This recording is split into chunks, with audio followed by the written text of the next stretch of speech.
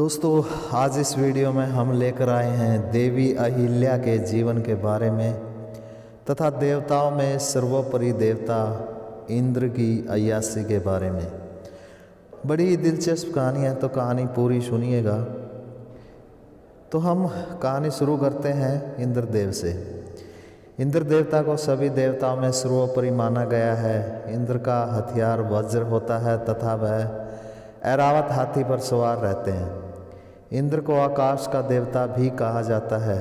इस संसार में अकाल तथा बाढ़ इत्यादि के लिए इंद्र को ही दोषी ठहराया जाता है। इंद्र के सिंहासन को कोई भी अपनी घोर तपस्या से प्राप्त कर सकता है, इसलिए अगर कोई सिंहासन पर बैठने का प्रयास करता है तो उनकी तपस्या को भंग करने के लिए तरह तरह के उपाय इंद्र देवता द्वारा किए जाते हैं। पौराणिक कथाओं के अनुसार स्वर्गलोक में इंद्र देवता का वास होता है, जहाँ पर बहुत सारी अप्सराएं होती हैं। इंद्र देवता हमेशा स्वर्गलोक की अप्सराओं के साथ अपनी काम वासना की पूर्ति करते हैं। इंद्र देवता को देवराज की उपाधि प्राप्त होती है, इसलिए उसको देवों का देव भी कहा जाता है। दोस्तों, इंद्र देवता की कभी भी पूजा नहीं की जाती और इसका कारण है इंद्र देवता का अय्यास, अभिमानी तथा क्रूर होना। दोस्तों वीडियो को लाइक कर दीजिए, चैनल को सब्सक्राइब कर लीजिए। चलिए अब हम बताते हैं देवी अहिल्या के बारे में। देवी अहिल्या ब्रह्मदेव की पुत्री थी।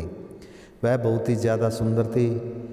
इसके अलावा ब्रह्मा जी ने उसको सदा यौवन से भरपूर रहने का वरदान भी दिया हुआ था, यानी वह सदा ही युवा रहेगी, कभी भी बूढ़ी नहीं होगी।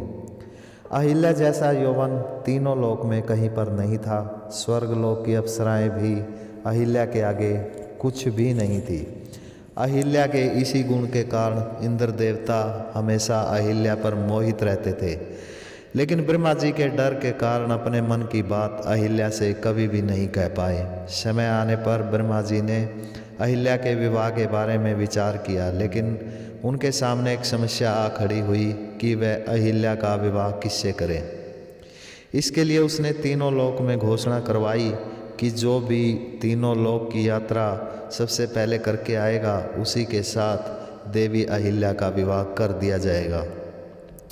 बहुत सारे देवी देवताओं ने इस प्रतियोगिता में भाग लिया। पृथ्वीलोक में एक ऋषि थे जिनका नाम गौतम था। गौतम ऋषि भूत पहुँचे हुए ऋषि थे और उनके स्वर्गलोक में आने जाने पर कोई भी रोक नहीं थी। वह किसी भी रूप में स्वर्गलोक में आ जा सकते थे। गौतम ऋषि के आश्रम में एक गाय होती थी जिसका नाम कामधेनु था। कामधेनु गाय को स्वर्गलोक की गाय के रूप में भी जाना जाता है। यह हमेशा दूध देती रहती है। गौतम ऋषि को जब तीनों लोक की यात्रा के बारे में पता लगा तो उन्होंने भी अहिल्या से विवाह के बारे में सोचा। निर्धारित दिन को प्रतियोगिता शुरू हुई। बहुत सारे देवी देवताओं ने इसमें अपना भाग्य आजमाया और सभी ने तीनों लोक की यात्रा शुरू कर दी। इस दौरान गौतम ऋषि ने कामधेनु गाय की परिक्रमा की। कुछ दिनों बाद जब सभी देवता तीनों लोकों का भ्रमण करके आ गए तो प्रतियोगिता का परिणाम घोषित किया गया, जिसमें गौतम ऋषि को प्रथम घोषित किया गया। बाकी सारे देवता क्रोधित हो गए। जब देवताओं ने ब्रह्मा जी से इसका कारण पूछा तो ब्रह्मा जी ने कहा कि कामधेनु गाय तीनों लोक से कहीं ज़्यादा बढ़कर है और इसकी परिक्रमा तीनों लोक की परिक्रमा के बराबर ही है, इसलिए गौतम ऋषि को विजेता घोषित किया जाता है तथा अहिल्या का विवाह गौतम ऋषि के साथ किया जाएगा। इंद्र जो अहिल्या पर मोहित था, उसके तन बदन में आग लग चुकी थी, लेकिन ब्रह्मा जी के डर से वह कुछ भी नहीं कह पाया। लेकिन अहिल्या को अपना बनाने की उसकी इच्छा कम नहीं हुई थी। वह अहिल्या के यौवन का रसपान करना चाहता था।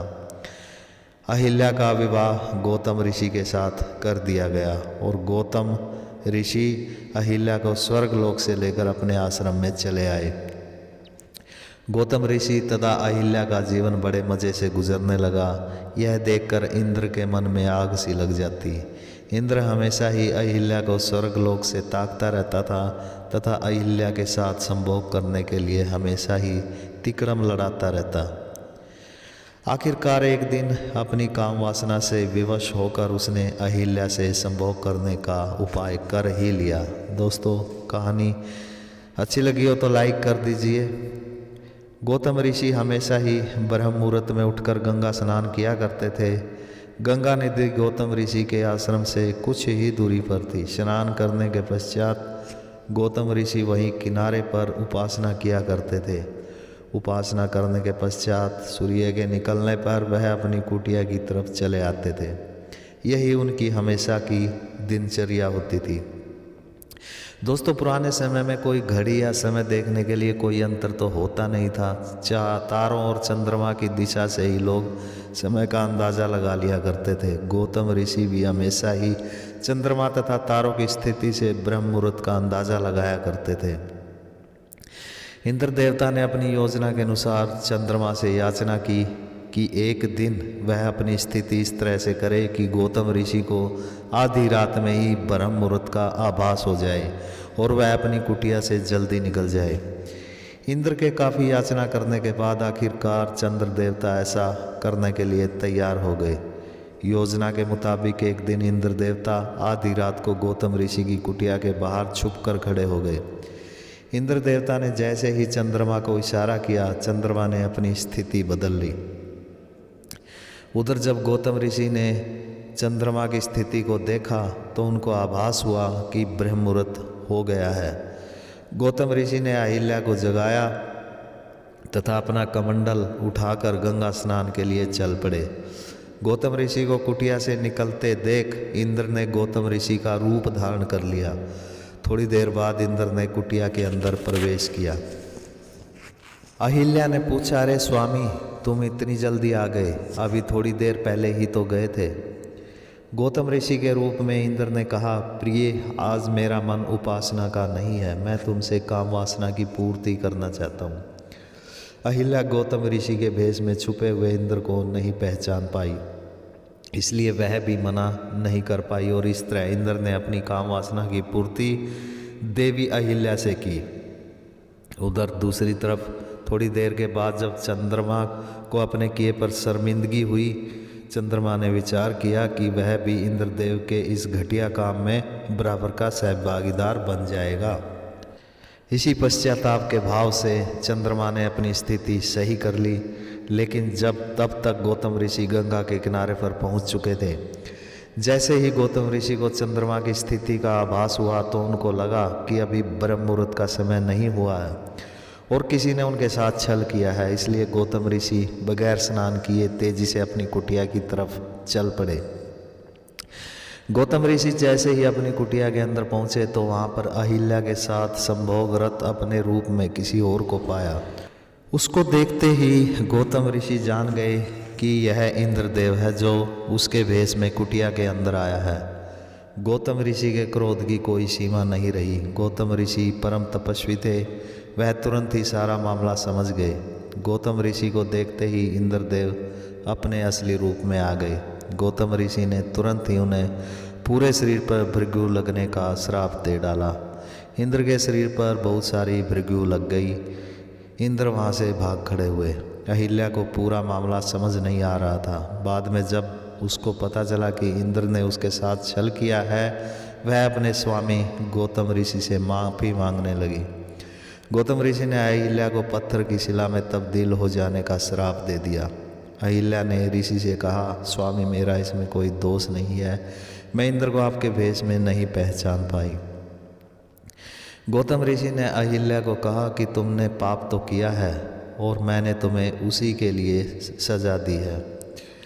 अहिल्या के बार बार क्षमा मांगने से ऋषि को दया आ गई। इसलिए गौतम ऋषि ने अहिल्या से कहा, जिस दिन भगवान राम तुम्हारे पास आएंगे उसी दिन तुम अपने रूप में वापस आ जाओगी और इस संसार से मुक्त हो जाओगी।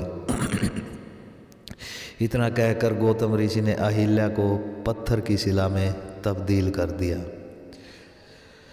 दोस्तों, राक्षसी ताड़का का वध करने के पश्चात जब भगवान राम विश्वामित्र तथा अपने भाई लक्ष्मण के साथ जनकपुरी को जा रहे होते हैं, तब गौतम ऋषि के आश्रम में ऋषि के श्राप के कारण पत्थर बनी अहिल्या को छूकर अहिल्या को इस संसार से मुक्ति दिलाते हैं। तो दोस्तों, ये थी कहानी अहिल्या की। चैनल को सब्सक्राइब ज़रूर कर लीजिए और वीडियो को लाइक कर दीजिए। धन्यवाद।